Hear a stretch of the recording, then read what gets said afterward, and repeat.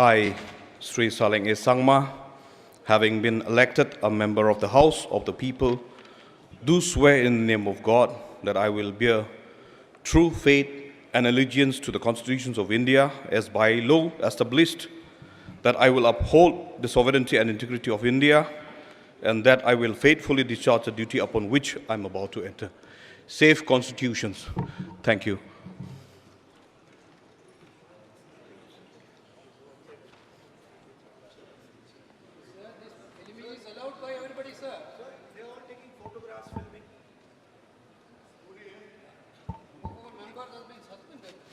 Sri Richard Vanlal Mungia.